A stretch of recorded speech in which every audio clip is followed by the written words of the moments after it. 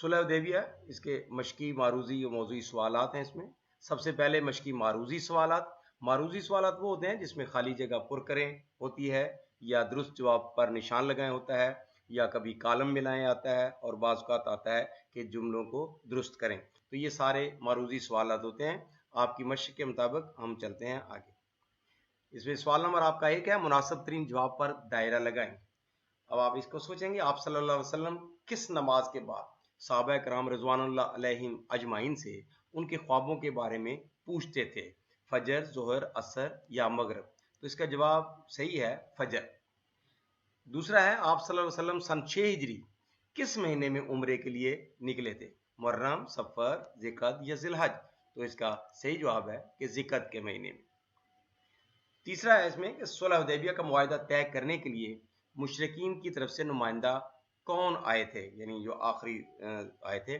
حلیز تھے، عروہ بن مسعود تھے، مکرز بن حفص تھے یا سہیل بن عمرو تھے؟ تو اس کا جواب ہے سہیل بن عمرو. چوتھا ہے کہ حدیبیہ کے مقام پر کی گئی بیعت کو کہا جاتا ہے، یعنی اس کا اور نام بھی کیا ہے حدیبیہ کے مقام پر؟ تو اس کا جو دوسرا نام ہے وہ ہے بیعت رضوان، یعنی کہ جس بیعت پہ اللہ تعالی راضی ہو گیا. پانچواں، قرآن کریم نے صلح حدیبیہ کی بیعت کو قرار دیا ہے. کیا قرار دیا ہے؟ صلح حدیبیہ کے بعد جو بیعت قرار ہوئی تھی، اور قرآن کریم میں سورہ الفتح کے اندر اس کا جو ذکر ہے وہ کیا آیا ہے؟ وہ فتح عزیز ہے یا فتح خالد ہے، فتح کریم ہے یا فتح مبین ہے؟ تو اس کا جواب ہے فتح مبین. تو یہ تھے آپ کے مناسب ترین جواب پر دائرہ لگائے. اب سبق کے متن کے مطابق مد نظر رکھتے ہوئے خالی جگہوں کو پر کریں. یہ آپ کی مشق میں نہیں ہے لیکن یہ اس طرح کے سوالات آ سکتے ہیں، تو ممکنہ خالی جگہ پر کریں اس طرح سے ہو سکتی ہیں. جیسے کہ آپ صلی اللہ علیہ وسلم کے ساتھ عمرہ کرنے کے لیے تقریباً کے قریب صحابہ کرام کے کتنے صحابہ کرام آپ کے ساتھ تیار ہو گئے تھے؟ اس کا جواب ہے 1400. نمبر 2 ہے آپ صلی اللہ علیہ وسلم نے جنگ سے گریز کے لیے کس مقام پر پڑاؤ ڈالا تھا؟ اس کا جواب ہے حدیبیہ کے مقام پر. اور تیسرا ہے کہ قریش نے خالد بن ولید کی قیادت میں کتنے یعنی ڈیش سواروں کو مسلمانوں کو روکنے کے لیے روانہ کیا تھا؟ تو اس کا جواب ہے 200. چوتھا ہے کہ آپ صلی اللہ علیہ وسلم نے قبیلہ بنو خزاع کے ڈیش کے ہاتھ اہل مکہ کو صلح کا پیغام بھیجا تھا. کون آپ نے پہلے سفیر جو بھیجے تھے ان کا نام کیا تھا؟ ان کا نام تھا بدیل بن ورقہ. پانچواں ہے کہ حضرت عمر رضی اللہ تعالیٰ عنہ کے قبیلے کے پاس اسلام سے پہلے بھی ڈیش کا عہدہ تھا. کس بات کا عہدہ تھا ان کے قبیلے بنو عدی کے پاس؟ وہ تھا سفارت کاری کا عہدہ. نمبر 6 ہے کہ بیعت رضوان کا ذکر قرآن مجید کی سورہ میں موجود ہے. بیعت رضوان کا ذکر قرآن مجید کی کون سی سورہ میں موجود ہے؟ اس کا جواب ہے سورہ الفتح. صلح حدیبیہ کے معاہدے کو کس نے لکھا تھا؟ تو اس کا جواب ہے حضرت علی رضی اللہ تعالی عنہ. تو یہ تھے ہمارے خالی جگہ پر کرنے کے. اس طرح کے سوال اور بھی بن سکتے ہیں. آگے چلتے ہیں موضوعی سوالات کی طرف. تو موضوعی سوالات کون سے ہوتے ہیں؟ موضوعی سوالات وہ ہوتے ہیں جن میں موضوع سے متعلق بات چیت کی گئی ہو. سبجیکٹو سوالات یعنی جس میں مختصر سوالات آتے ہیں، تفصیلی سوالات آتے ہیں، نوٹ آتے ہیں. اس طرح کے ان تمام سوالات کو موضوعی سوالات کہتے ہیں. تو سب سے پہلے ہیں مختصر جواب. سوال نمبر 2 ہے کہ درج ذیل سوالات کے مختصر جواب تحریر کریں. پہلا سوال ہے کہ مسلمان مدینہ منورہ سے مکہ مکرمہ کس نیت سے گئے تھے؟ تو اس کا جو جواب ہے صحیح وہ یہ ہے کہ مسلمان مدینہ منورہ سے مکہ مکرمہ عمرہ کرنے کی نیت سے گئے تھے. سوال نمبر 2 ہے اس کا کہ ابو جندل کون تھے؟ ان کا سہیل بن عمرو سے کیا رشتہ تھا؟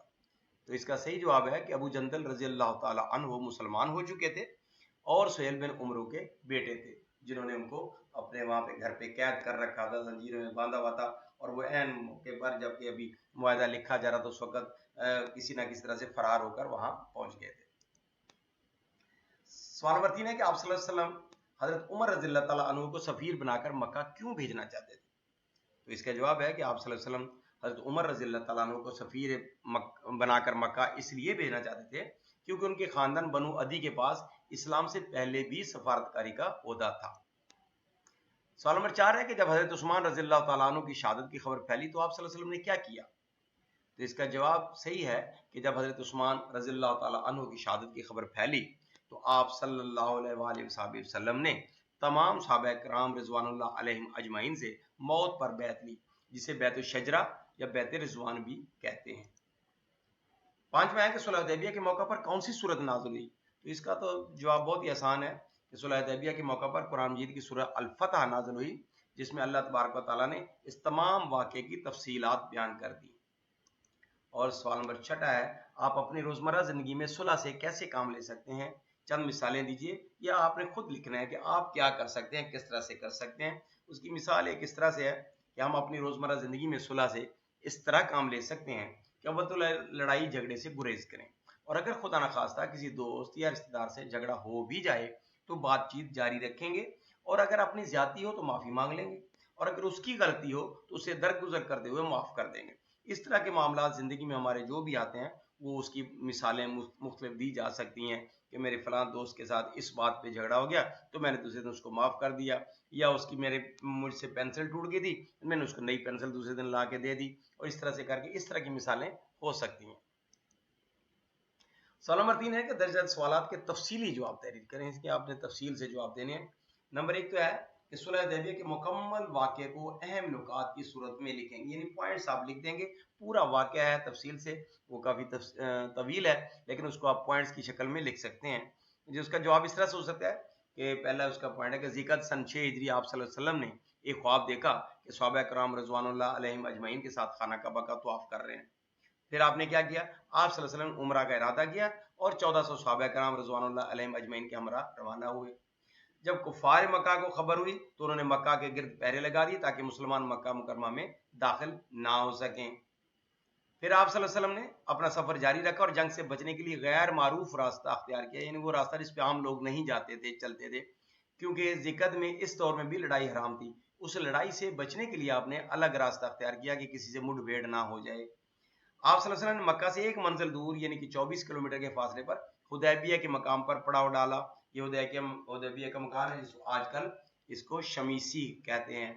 آپ صلی اللہ علیہ وسلم نے لڑائی سے گریز کرتے ہوئے بنو خزاع کے سب سے پہلے آپ نے حدیبیہ پہنچ کر کیا کیا کہ خود اپنا سفیر بھیجا۔ بنو خزاع کے بدیل بن ورقہ رضی اللہ تعالیٰ عنہ کو سفیر بنا کر بھیجا کہ اگر وہ چاہیں تو ہم مختصر مدت کے لیے صلح کرنے کو تیار ہیں، وہ یعنی قریش اگر چاہیں تو۔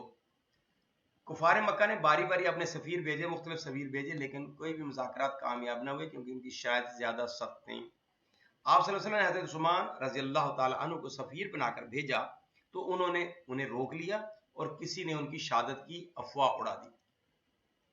آپ صلی اللہ علیہ وسلم نے تمام صحابہ کرام رضوان اللہ علیہم اجمعین سے موت پر بیعت لی، جسے بیعت رضوان کہتے ہیں، کیونکہ ظاہر ہے کسی سفیر کو مارنا جو ہے وہ اس وقت بھی غلط تھا، اور اگر کوئی سفیر کسی کو مار دیتا تھا، قتل کر دیتا تھا تو وہ جنگ کا اعلان سمجھا جاتا تھا۔ کفار مکہ نے سہیل بن عمرو کو شرائط کے ساتھ بھیجا جو ظاہری طور پر مسلمانوں کے خلاف تھیں، لیکن معاہدہ مسلمانوں میں اور قریش کے درمیان ہو گیا۔ تو معاہدے کی روح سے آپ صلی اللہ علیہ وسلم نے بغیر عمرہ کیے قربانی کی، بال منڈوائے اور احرام کھول دیا، اور تمام صحابہ کرام رضوان اللہ علیہم اجمعین نے بھی آپ صلی اللہ علیہ وسلم کی اتباع اور اقتداء میں اپنے احرام کھول دیے۔ اس موقع پر سورہ فتح میں فتح مبین کی خوشخبری دی گئی، جس سے صحابہ کرام رضوان اللہ علیہم اجمعین کو سکون آیا، سکینت آگئی، اس میں لفظ آیا ہے۔ تو آپ صلی اللہ علیہ وسلم اپنے صحابہ اصحاب کے ہمراہ مدینہ منورہ روانہ ہو گئے۔ یہ تھے اہم نکات اس پورے سبق کے۔ دوسرا سوال ہے کہ صلح حدیبیہ کے نتیجے میں آپ صلی اللہ علیہ وآلہ وسلم کی سفارت کاری کے منہج کا جائزہ پیش کریں۔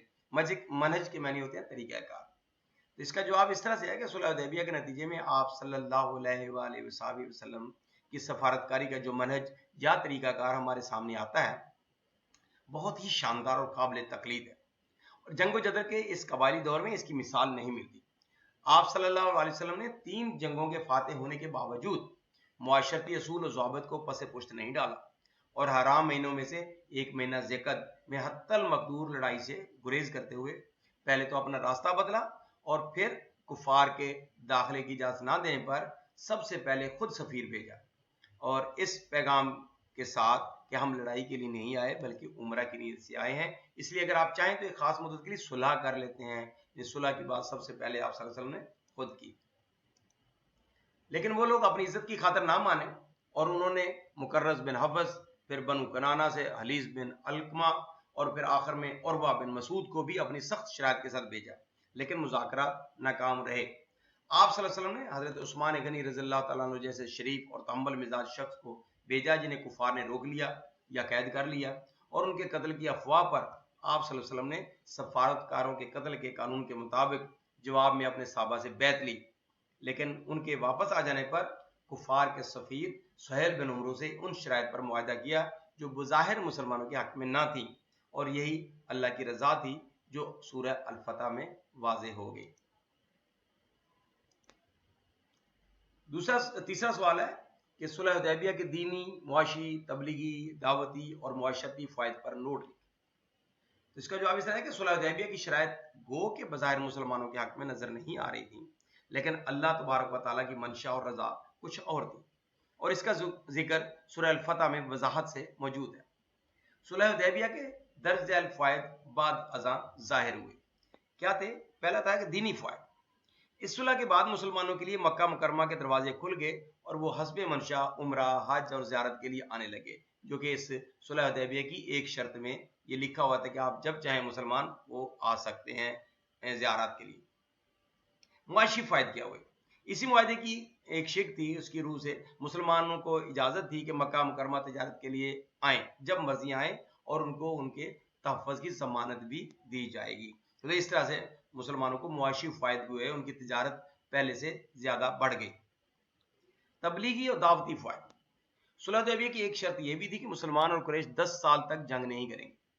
اس سے فائدہ اٹھاتے ہوئے آپ صلی اللہ علیہ وسلم نے تبلیغی سرگرمیوں کا دائرہ جزیرۃ العرب سے باہر تک پھیلا دیا اور اپنے خاص مبلغین کے ہاتھ اپنی دعوت کے خطوط ایران، مصر، یمن، حبشہ اور روم کے بادشاہوں تک بھیجے، جس کے بڑے مثبت نتائج برآمد ہوئے اور اسلام میں اور مسلمانوں میں اضافہ ہوا۔ معاشرتی فائد۔ اس صلح کا سب سے بڑا معاشرتی فائدہ یہ ہوا کہ کفار مکہ جو اپنی طاقت کے گھمنڈ میں تھے نے پہلی مرتبہ مسلمانوں کو اپنے برابر تسلیم کیا، اور اسی لیے یہ معاہدہ ہو پایا۔ تو یہ تھا آپ کے ان تمام سوالوں کے جوابات۔ وما علینا الا البلاغ المبین۔ امید ہے کہ آپ کو ان تمام سوالات کے جوابات پسند آئے ہوں گے اور آپ نے ویڈیو کو اچھی طرح سے دیکھ لیا۔ اگر آپ کو یہ ویڈیو پسند آئی ہے تو اس کو آپ لائک کریں اور اس کو اپنے دوسرے دوستوں تک بھی پہنچائیں تاکہ وہ بھی اس سے استفادہ حاصل کر سکیں۔ اللہ تبارک و تعالیٰ آپ کے علم میں اور عمل میں برکت ڈالے۔ آمین ثم آمین۔ اللہ حافظ۔